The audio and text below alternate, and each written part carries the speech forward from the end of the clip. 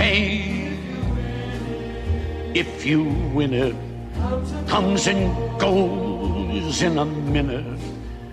Where's the real stuff in life to cling to? Long. Let me talk, if we can, about one of my favorite movies, Casino, with Robert De Niro, Joe Pesci, and Sharon Stone, and directed by the great Martin Scorsese. Now, you played the part of Tony Dog. Yes.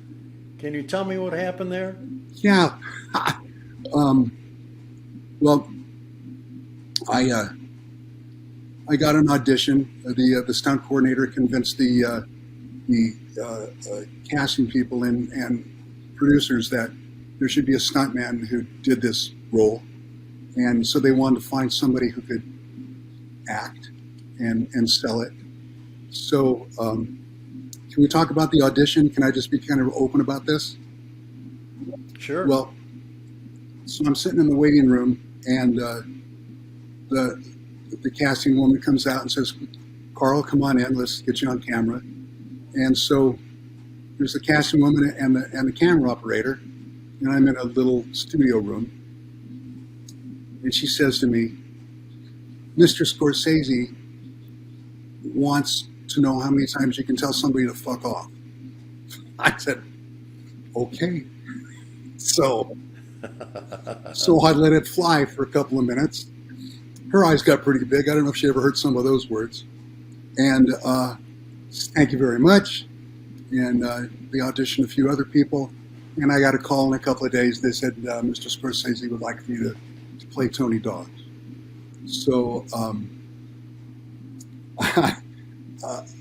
the thing is that Tony Dogs is a pretty pivotal character for a small amount of time on screen, and it was really fun to play Tony Dogs, and it's I got a lot of mileage out of it, over the years. The part being where they dragged me into a warehouse and throw me on the table, put my head in a vice, and on the first take, I was probably pretty excited. Mr. Scorsese was off the set on stage, but in his tent looking at his monitors. And these two guys brought me in to put me on the table, and all I heard was, "Cut, cut, cut, cut, cut, what the fuck? Cut, cut, cut, cut." And he walks in on stage, he goes, "What are you doing?" I said, he goes, "These guys have been beating you up for 3 days and they're just stabbing pokers in your nuts." He goes, "What the fuck?" He goes, "Drag yourself in here. Let them take you in." "Yes, sir. Yes, sir. Yes, sir." So take two, anyway, take two is what they used on camera and in the movie. And they dragged me to the table, threw me on the table, and stuck my head in the vice. And special effects had made the inside of the vice formed my head, and it was rubber. And they also made it so when Joe Pesci cranked the vice closed, it only went to a certain point, which I was very thankful for. And they also, special effects also made me an eyepiece that went over my left eye, and it had two tubes running up into it. One tube was air and one tube was studio blood. And what they did was, the tighter that he cranked the vice, the more the eye started to pop out. And if you watch the movie and you look at this, you can't tell it's prosthetic. It's so well done. Let me get rid of this.